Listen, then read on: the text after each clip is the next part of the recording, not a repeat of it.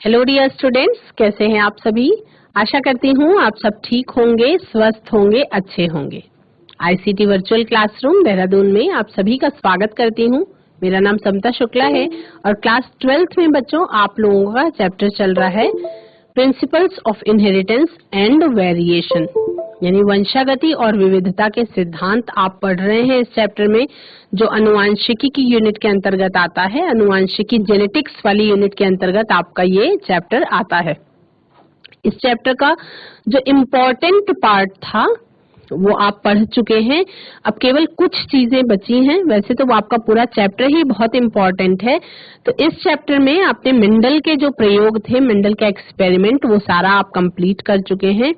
कल हमने मॉर्गन के द्वारा किए गए ड्रोसोफिला मेलानोगास्टर पर जो एक्सपेरिमेंट उन्होंने किया था उसके बारे में हमने बात करी थी, और सेक्स डिटर्मिनेशन के बारे में हमें बात करनी है कि 3 तरीके का सेक्स डिटर्मिनेशन आपका सिलेबस में है, कि बर्ड्स में और ह्यूमंस में और आपका ग्रास होपर में।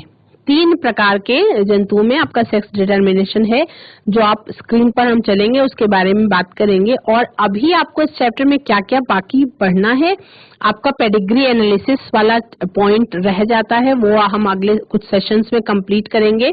आपका कुछ डिजीजेस हैं जो जेनेटिक वाली, उनके बारे में हम बात करेंगे। तो चलेंगे स्मार्ट बोर्ड की तरफ। अभी हम सेक्स डिटर्मिनेशन का कॉन्सेप्ट क्लियर करेंगे अपना। कल के सेशन में हमने ग्रॉसहोपर में सेक्स डिटर्मिनेशन कैसे होता है उसके बारे में बात करी थी। XX और XO type of sex determination के बारे में बात करी थी। आज हमें बात करनी है XX और XY type of sex determination के बारे में। Sex determination in insects and mammals. In this type, both male and female has same number of chromosomes. XX और XY type of sex determination में मेल और female दोनों में chromosomes का number जो होता है, गुणसूत्रों की संख्या जो होती है, वो एक समान होती है। Female has autosomes and a pair of x chromosomes, यानी उसका जो स्ट्रक्चर होता है वो हम यहाँ पे समझ सकते हैं autosomes plus double X, XX। और male has autosomes and 1 large X chromosome and 1 very small Y chromosome. Male में जो कॉम्बिनेशन होता है क्रोमोसोम्स का वो ऑटोसोम्स होते हैं, प्लस एक पेयर ऐसा होता है जिसमें एक्स और वाई क्रोमोसोम होता है। तो यहाँ पे हेट्रोगेमिटी किसमें पाई जा रही है? मेल में पाई जा रही है। यहाँ पे मेल जो है, मेल में हेट्रोगेमिटी पाई जा रही है। हेट्रोगेमिटी का मतलब गैमीट्स का विषम होना। गैमीट्स अलग अलग प्रकार के बनेंगे केवल मेल के केस में। फीमेल के केस में सारे के सारे गैमीट्स जो फॉर्मेशन होंगे वो सारे एक प्रकार के होंगे, और मेल में जब ये फॉर्मेशन होगा तो वहां पे विषम प्रकार के गैमीट्स का फॉर्मेशन होगा। एकदम क्लियर है आप सभी के लिए। अब हमने कल ग्रॉस होपर की बात करी थी। तो ग्रास होपर में जो था बच्चों, ग्रास होपर में आपका जो कौन सा टाइप का था, आपका XX और XO टाइप का जो था, इसके बारे में हम बात कर लेते हैं एक बार से। XX और XO टाइप में इसमें क्या था कि इसमें ग्रॉस होपर कंटेन्स 12 पेयर्स। इसको आप अलग अलग नोट कर लेंगे, है ना। ग्रास होपर कंटेन्स 12 पेयर्स और 24 chromosomes. The male has only 23. All eggs bear 1 X chromosome along with autosomes. Some sperms bear 1 X chromosome and 50% do not. Egg fertilized with sperm having X chromosome became female. वहाँ पे जो sperm जिसके पास X chromosome होगा वो जब किसी भी egg के साथ फर्टिलाइज करेगा तो जो प्रोजेनी बनेगा वो फीमेल होगी, और egg fertilised with sperm without X chromosome became male. ठीक है, इसी तरीके से XX और XY वाले केस में आएगा। इसमें मेल में हेट्रोगेमिटी पाई जाएगी और फीमेल में जो है वो होमोगेमिटी पाई जाएगी। तो मेल हेट्रोगेमिटी क्या होती है और फीमेल हेट्रोगेमिटी क्या होती है? XO और XY टाइप के सेक्स डिटर्मिनेशन से आपको क्या पता चलता है कि दोनों केस में मेल में 2 अलग अलग प्रकार के गैमीट्स प्रोड्यूस होते हैं। कुछ स्पर्म्स में एक्स क्रोमोसोम होता है और कुछ में नहीं होता है। कुछ स्पर्म्स में एक्स क्रोमोसोम और कुछ में वाई क्रोमोसोम होता है, एक्स वाई वाले केस में। अगर फीमेल हेट्रोगेमिटी की बात करें बच्चों, तो ये आपका जेड जेड और Z W type of mechanism जो सेक्स डिटर्मिनेशन का देखने को मिलता है, उसमें आपको इस तरीके का फीमेल हेट्रोगेमिटी देखने को मिलती है। और ये आप जब इसके बारे में हम आगे बात करेंगे, पहले सभी बच्चे इसको नोट कर लेंगे अपनी कॉपी में।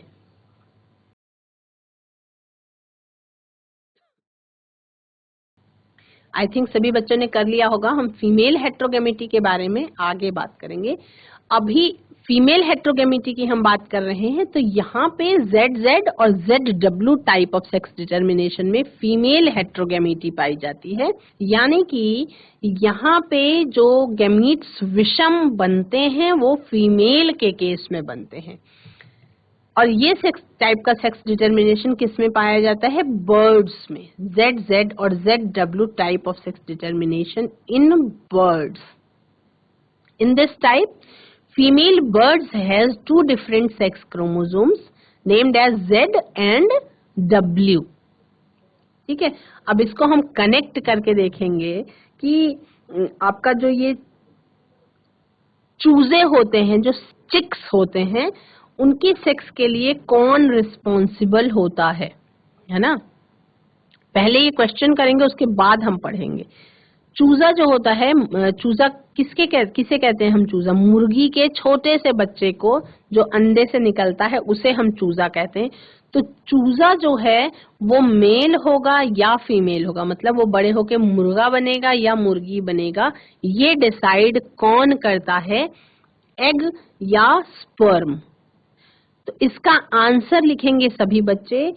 ये डिसीजन एग के पास होता है कि अंडे से निकलने वाला चूजा मेल होगा या फीमेल होगा। मतलब बर्ड्स के केस में, सेक्स डिटर्मिनेशन के केस में फीमेल हेट्रोगेमिटी पाई जाती है। यानी कि जो जिस सेक्स क्रोमोसोम की बात हम ह्यूमंस के लिए कर रहे थे, जिसकी बात हम ग्रॉसहोपर के लिए कर रहे थे, इंसेक्ट्स के, ह्यूमंस के और ग्रॉसहोपर के केस में मेल के पास ये पावर होती है सेक्स डिटरमाइन करने की।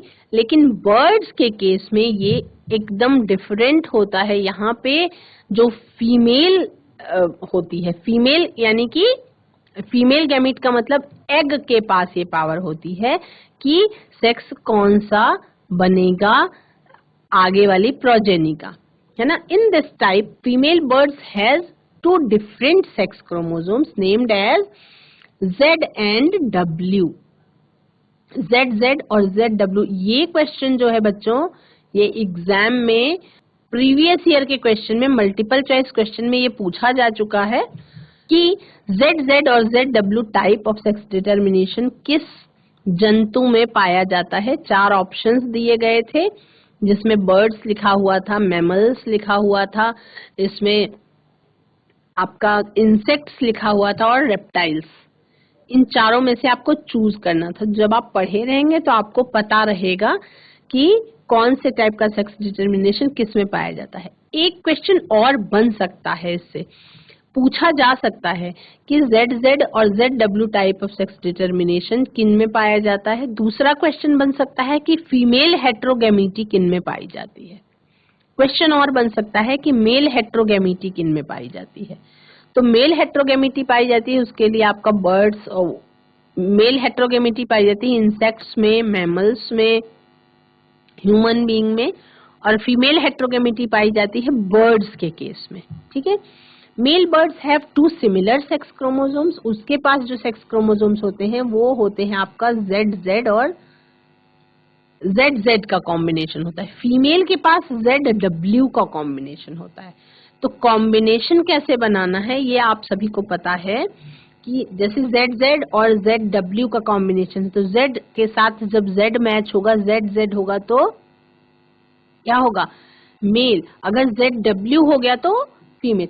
इन this type of sex determination female is heterogamety. इस तरीके के सेक्स डिटर्मिनेशन में फीमेल जो है उसमें हेट्रोगैमिटी पाई जाती है, यानी कि विषम गैमीट्स पाए जाते हैं, और मेल जो है उसमें गैमीट्स सेम टाइप के होते हैं, यानी कि उनमें होमोगैमिटी पाई जाती है।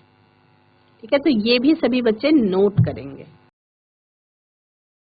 बर्ड्स में ZZ और ZW टाइप का मैकेनिज्म का सेक्स डिटर्मिनेशन देखने को मिलता है। फीमेल बर्ड द्वारा दो तरीके के गैमीट्स बनते हैं। एक गैमीट जो है वो Z क्रोमोसोम वाला होता है और दूसरा गैमीट आपका बर्ड्स में फीमेल बर्ड में W क्रोमोसोम वाला होता है, और मेल में ऑटोसोम्स के अलावा 1 पेयर ऑफ ZZ क्रोमोसोम्स होते हैं, यानी उसमें सारे के सारे एक समान होते हैं, फीमेल में डिफरेंट होते हैं। इस बात को ध्यान रखेंगे कि मेल में एक समान होते हैं और फीमेल में डिफरेंट होते हैं पक्षियों के केस में, बर्ड्स के केस में।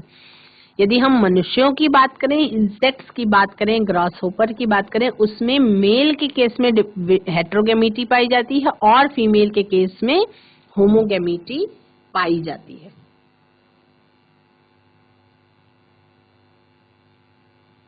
आई थिंक सभी बच्चों ने इसको नोट कर लिया होगा। पॉइंट्स आप इसमें लिखेंगे। 3 तरीके के सेक्स डिटर्मिनेशन के बारे में आपने पढ़ा, XX XO type, XX XY type और ZZ ZW टाइप। इसमें आपने फीमेल हेट्रोगैमिटी और मेल हेट्रोगैमिटी इन दोनों पॉइंट्स को भी लिखेंगे। अब ड्रोसोफिला में sex linked inheritance in Drosophila, ये हेडिंग डालेंगे, sex linked inheritance in Drosophila.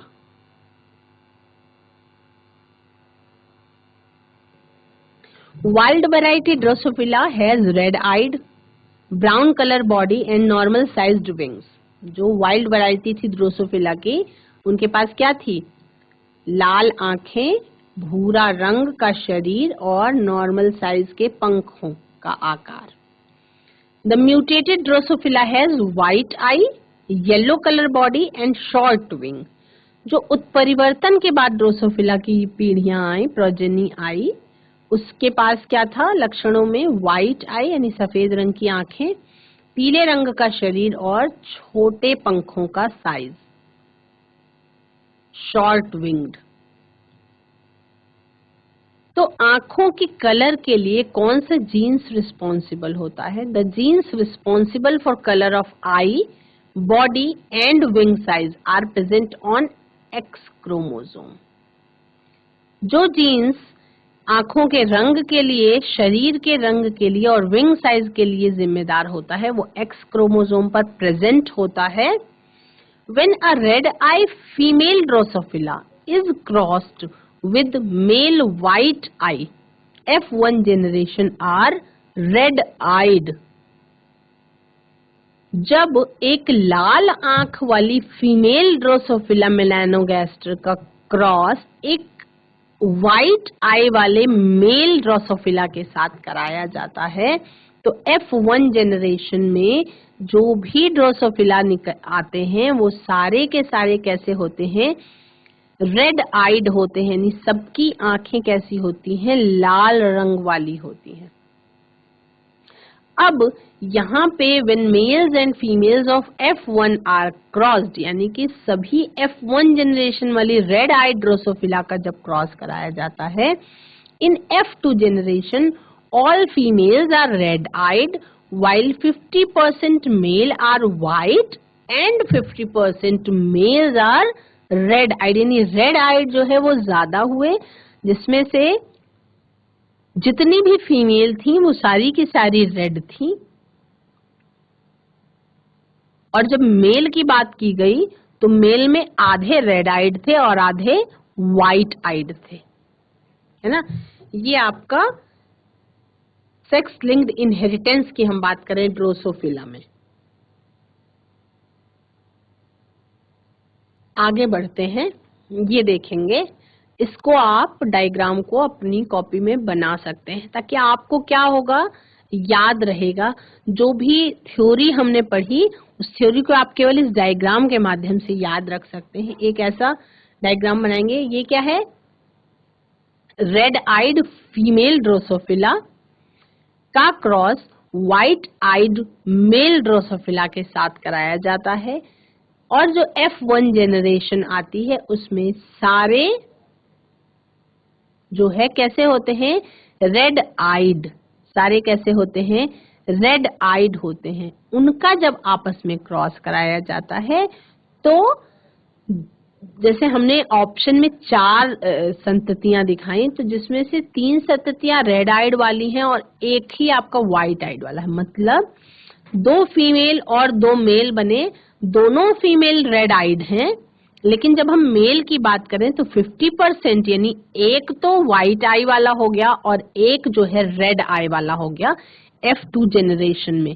तो ये ड्रोसोफिला में जो क्रॉस कराया गया था, इसके बारे में आपको ये चित्र के माध्यम से समझाने की कोशिश की जा रही है कि मॉर्गन ने जो ड्रोसोफिला पे एक्सपेरिमेंट किया था उसके निष्कर्ष के रूप में क्या सामने आया था। कल के सेशन में हमने ये बात कर ली थी कि ड्रोसोफिला को एक्चुअल में उन्होंने सेलेक्ट क्यों किया था।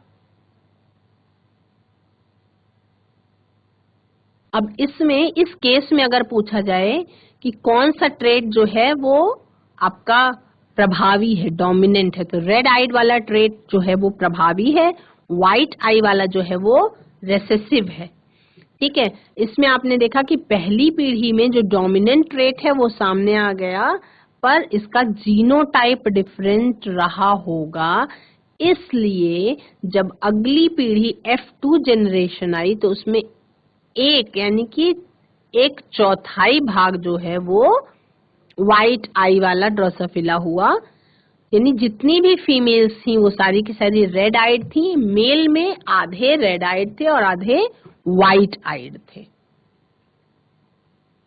इसका डायग्राम सभी बच्चे लिखेंगे, नीचे ड्रोसोफिला पर किया गया प्रयोग लिख देंगे।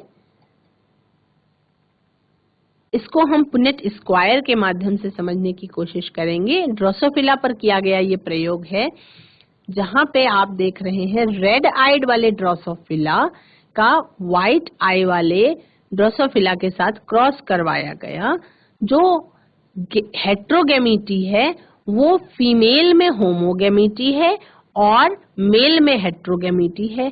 क्योंकि ये इंसेक्ट का केस है, इसमें जब क्रॉस कराया गया F1 जेनरेशन यानी प्रथम संकरित पीढ़ी जो है फर्स्ट फीलियल जेनरेशन, उसमें सभी के सभी कैसे थे, दिखने में फिनोटाइप समान था, दिखने में सभी के सभी रेड आइड थे, है ना। जो मेल था वो XY ही था क्योंकि इसमें पाई ही जाती है होमोगेमिटी फीमेल में और हेट्रोगेमिटी मेल में।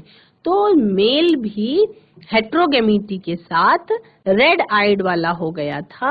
अब फिर से जब इनका आपस में क्रॉस हुआ और उसके बाद फिर F2 जेनरेशन आई तो उसमें आप जीनोटाइप देखने के लिए हमने ये पुनेट स्क्वायर बनाया। आप यहाँ पे देख रहे हैं कि X और X का कॉम्बिनेशन हुआ, X और Y का कॉम्बिनेशन हुआ, X और X का कॉम्बिनेशन हुआ, यहाँ पे X और Y का कॉम्बिनेशन हुआ।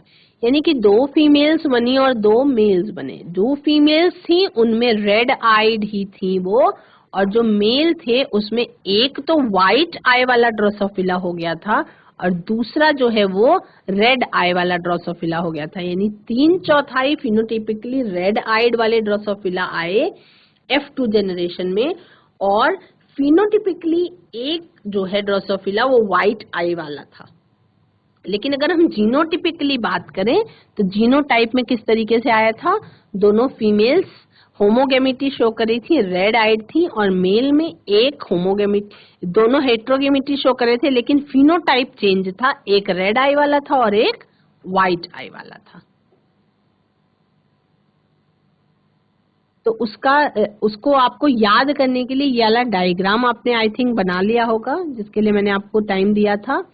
आपको ये वाला डायग्राम और ये वाला फ्लो चार्ट दोनों ही बनाना है ताकि आप ड्रोसोफिला वाला जो प्रयोग किया था मॉर्गन ने वो भूले नहीं आपको। अब इसको, इन पॉइंट्स को सभी बच्चे लिखेंगे। हम बात कर रहे हैं किसकी, लिंकेज की। रिकॉम्बिनेशन और लिंकेज, आपको 2 चीजें पढ़नी है, तो हम पहले लिंकेज की बात करेंगे। Morgan crossed yellow bodied white eyed mutant females, बेटा ये वाला फ्लो चार्ट मॉर्गन का एक्सपेरिमेंट था जो ड्रोसोफिला पे किया गया था। इसको मैंने आपको ड्रॉ करने के लिए बोला है। आप अपनी कॉपी में ड्रॉ कर लेंगे तो जो आपका एग्जाम में थ्योरी लिखनी होती है, थ्योरी आप इसके आधार पर ही लिख पाएंगे इजीली। ये वाला डायग्राम और इसके पहले जो आपका ड्रोसोफिला का कलर्ड डायग्राम मैंने दिखाया, उसको अगर आप नोट कर लें अपनी बुक में, अपनी कॉपी में, तो आप उससे मॉर्गन का एक्सपेरिमेंट एक्सप्लेन करने में आपको आसानी होगी, है ना। आप अगर बोलेंगे तो मैं आपको एक बार और शो कर दूंगी। ये वाला इसी तरीके से आप बना लें जिसमें आपको पेरेंटल जनरेशन, F1 जनरेशन में क्या निष्कर्ष आया और F2 जनरेशन में क्या निष्कर्ष आया। केवल ये चित्र हो आपके सामने, आपके माइंड में, जो आपने बनाया होगा तो आपको याद होगा। तो जब ये ही चित्र होगा तो इससे आप क्या कर सकते हैं, आप एक्सपेरिमेंट को अपने आप एक्सप्लेन कर पाएंगे, क्योंकि अभी आप क्लास 12th में हैं तो आप कर सकते हैं। यहाँ पे रेड कलर के स्केच पेन का यूज कर सकते हैं आप, रेड कलर की पेन का, या आप गोल गोल बिंदी भी चिपका सकते हैं छोटी छोटी, याद रखने के लिए।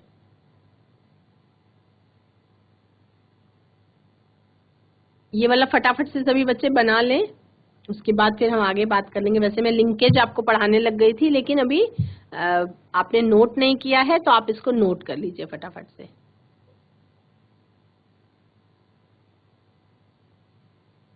अगला फ्लो चार्ट है जिसमें आपको पुनेट स्क्वायर का यूज कर लिया गया है। यहाँ पे आपका जीनोटाइप और फिनोटाइप दोनों क्लियर पता चल रहे हैं। अब इससे एक क्वेश्चन जो निकल के आया, ड्रोसोफिला के केस में मेल हेट्रोगेमिटी पाई जाती है या फीमेल हेट्रोगेमिटी पाई जाती है।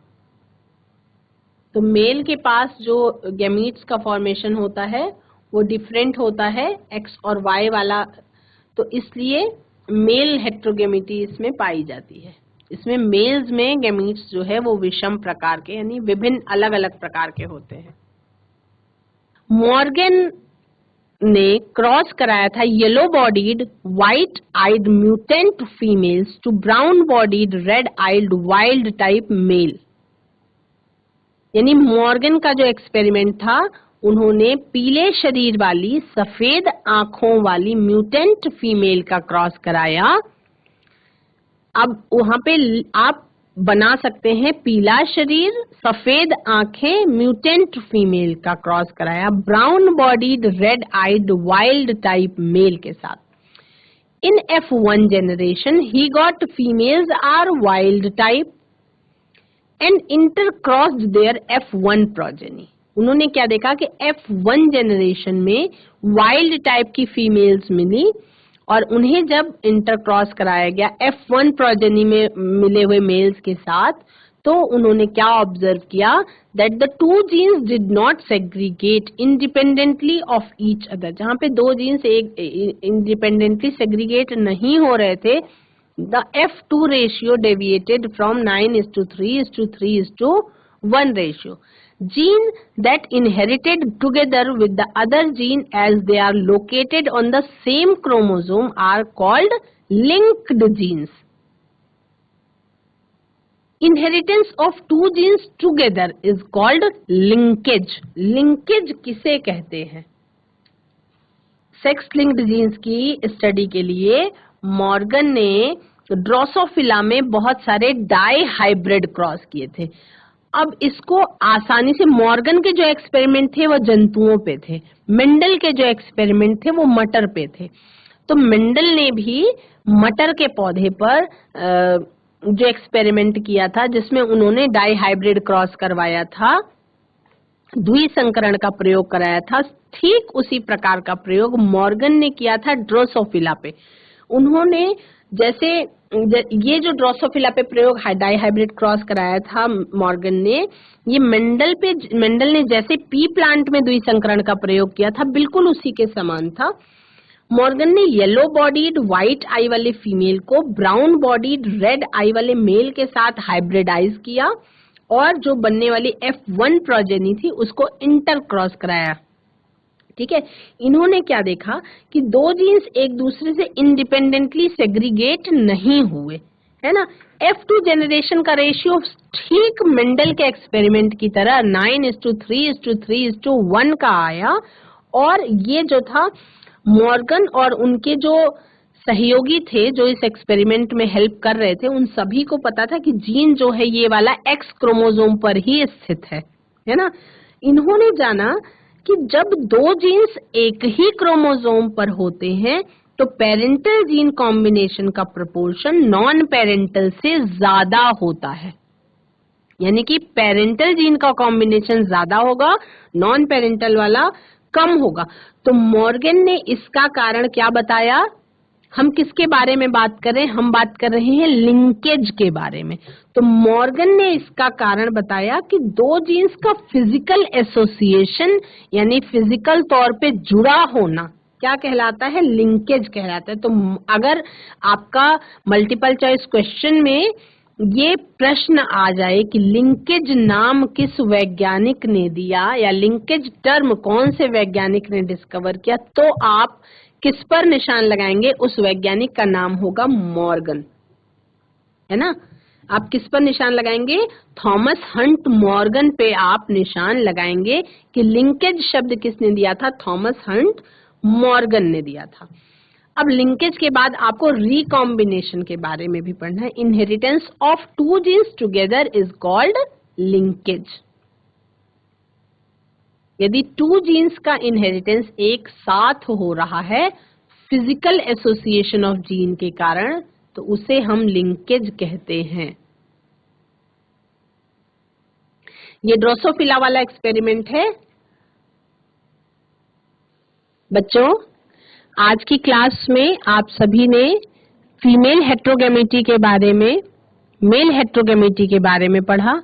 कौन से केस में फीमेल में हेट्रोगेमिटी पाई जाती है और कौन से केस में मेल में हेट्रोगेमिटी पाई जाती है।